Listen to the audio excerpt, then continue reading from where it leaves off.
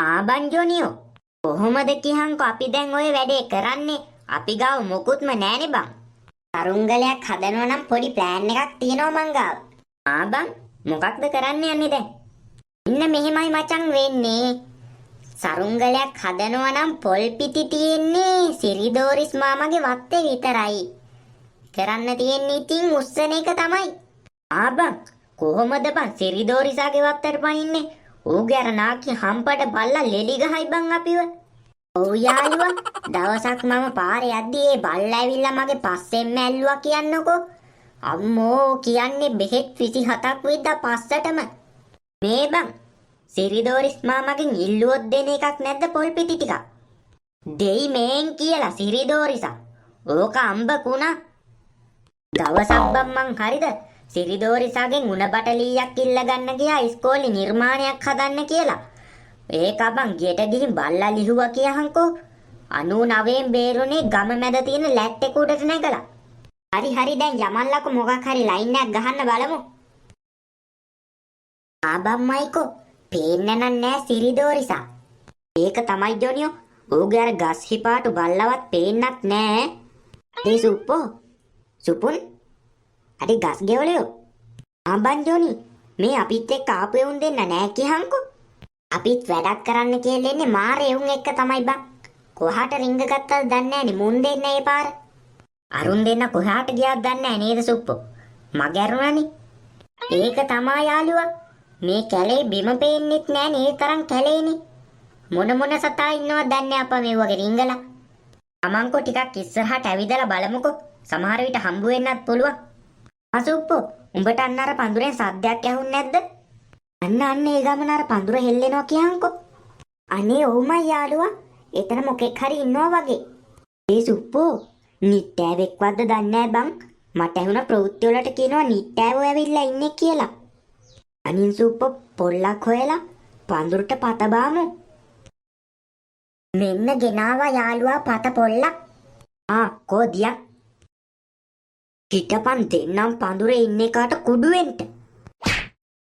දුවම්මෝ අදේ සිරිදෝරිසෝ ගහන්න එපා මට සමාවෙයක් මං බිව්වේ නෑ රාමුට්ටිය. මෙන්න මේ නිට්ටෑව කතා කරනවා කියහන්කෝ. දුවම්මෝ තට්ටේ පැලුනද කොහෙදෝ ඒ පාරට නම්.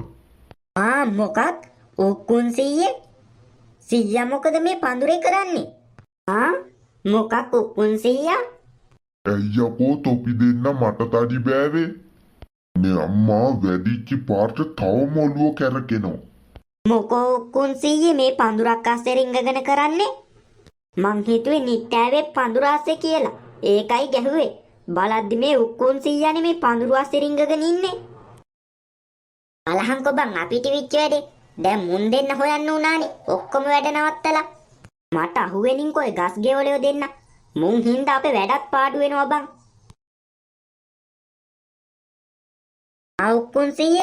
උක්කුන් සීයා මොකද මෙහෙ කරන්නේ? බම් මේ සිරිදෝරිසාගේ රාමුට්ටියට සොට් එක දෙන්නම් කියලා. ඒ අස්සේ තොපි දෙන්න පිටිපස්සෙන් ඇවිල්ලා මට පොල්ලකින් තඩි බෑවනේ. අන්න යාළුවා අරුන් දෙන්නත් එනවා මේ පැත්තට. අන්න අරුන් දෙන්න හොය හිටියේ උක්කුන් සීයා අපි දෙන්න. එතකොට තමයි පඳුරක් හෙල්ලෙනවා දැක්කේ. අපි හිතුවේ නිට්ටෑවෙක් ඉන්නවා කියලා එතන. මුන් දෙන්න මේ ඉන්නේ. බට්ටෝ තොපි දෙන්න කොහෙද ගියේ කියපන් අපිත් එක්ක එන්නේ නැතුව. බලපන් දැන් පැයක් විතර පන දාගෙන හොයනවානේ තොපි දෙන්නව. මේ අහන්නකො යාළුවා විච්චිදේ. අපි දෙන්නට පොඩි සුළු දිය බරක් හැදුනානේ. අපි දෙන්න ඒක දාලා ඉවර වෙලා එද්දි උඹලා දෙන්න නෑ. මේ ඒක නෙවෙයි. උක්කුන් සීයා මොකද මෙහෙ කරන්නේ? බොල මම ආවා මගේ රාජකාරි වැඩකට. උඹලා මොකද කියපන් මේ වත්තාස්සේ රිංගගෙන කරන්නේ? අපි ආවේ සීයේ සරුංගලයක් හදන්න අපි ලැහැත්ති වුණා. සරුංගලේ හදන්න බඩු නෑ. ඊට පස්සේ සිරිදෝරිසාගේ වත්තේනේ පොල් පිටි තියෙන්නේ. ඉතින් පොල් පිටක් කපාගෙන යන්න ආවා. මම යකෝ නිදහස් සිරිදෝරිසාගේ රාමුට්ටියට සොට් එක දෙන්නම් කියලා මේ ආවේ. ඒ අස්සේ තොපිත් මේක අස්සට රිංගගෙනනේ. මුන් දෙන්න දීපු පොළු පාට තවම මගේ ඔළුව වටේ තරු කැරකෙනවා වගේ බං. බව් අම්මට සිරි ජොනියෝ සිරිදෝරිසාගේ බල්ලා නේද මේ පැත්තට එන්නේ? බලාගෙන ඉන්නේ මොකද යකෝ දුවපියව්. බුදු අම්මෝ. අනේ සීයේ මාවත් උස්සගෙන දුවන්නකෝ. වහගෙන වරෙන් යකෝ තෝ උත්සන් දිව්වකද මේ වයසක මට. බව් බව් බව්. මට සිරි මේකට අහුනොත් නම් පස්ස ලෙලි ගහලා තමයි නවත්තන්නේ. බුදු අම්මෝ බේරගනියෝ. අනේ අම්මෝ බල්ලා ළඟ මෙනවා දුවා ගන්නත් බෑනේ කොට වෙලා ඉපදිලා සල්ලඩයක් කරලා තමයි මූණන් නවත්තන්නේ අහුනොත්. මට සිරි කකුල පැටලිලා වැටුණා නේද යකෝ. බව් බව් බව්. මට සිරි මූ හපන්නෑනේ රෙස්ලින්නේ මේ බල්ලා ගහන්නේ. අනේ මාව බේරගන්නකෝ මේ සිරිදෝරිසාගේ හම්පඩ බල්ලා කනවෝ. මොකද යකෝ මේ බල්ලාට කරාටි පුරුදු කරේ මේකක් ගහනවනේ මෝල් ගහෙන් ගහන්න වගේ.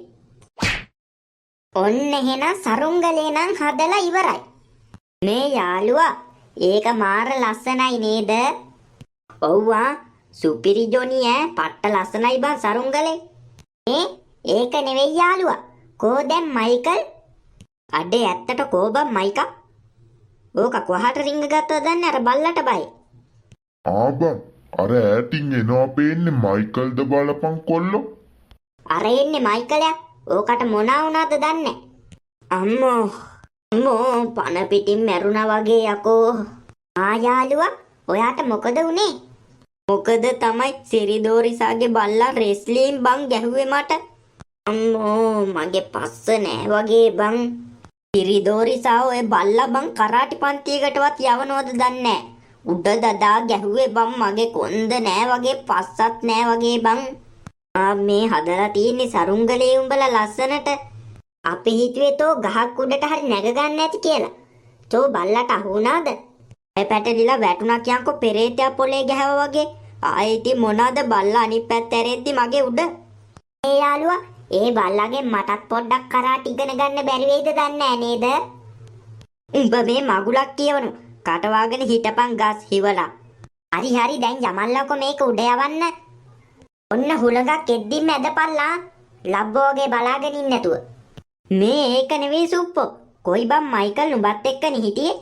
ඌ යාළුවා අන්නර ගල පැත්තට ගියා සුළුදිය බරයි කියලා. ඔන්න එහෙනම් හුලඟක් එනවා කට්ටියම කතා වෙලා එක ගැම්මට. ඔන්න හරි කොල්ලෝ හුලම් පාරක් ගෙනෝ මේ පැත්තට. අපට සිරි ගියා නේද උඩට? අනේ මාරම ලස්සනයි යාළුවා. ඩෝ මරුබන් මේක යනවා කියන්නේ පට්ට ලස්සනයි. අපට සිරි ජොනි මාරම ලස්සනයි යකෝ. අර බලන්නකෝ යාළුවා. අර ඈතින් සරුංගලයක් යනවා මොනරෙක් විදියට හදපු අර. ඕමයි සුප්පෝ ඒකත් ලස්සනයි නේද? මේ මයිකලයා ඔතනින් අයින් වෙන්. මේකේ නැට්ට පැටලෙයි යකෝ තෝගේ ඇඟේ. මොකක්ද ජොනි කිව්වේ මට ඇහෙන්නේ නෑ බං හුලන් සද්දෙට. මේකේ නැට්ට පැටලුණා නේද යකෝ මගේ ඇඟ වටේ. යාළුවා මයිකලයාගේ ඇඟේ පැටලුණා නේද අර සරුංගලේ නැට්ට? අඩේ මයිකල් ඕක ගලව ගනින් හුලං සැරවෙනවා. අයියෝ බේර ගනින් ජොනි මාව උඩ යනවා බං. අඩේ මයිකලයා සරුංගලෙත් එක්ක උඩ යනවා නේද බං නැට්ට පැටලිලා. මේ යාළුවා මයිකලයාත් සරුංගලයක් වගේ පාවෙනවනේ.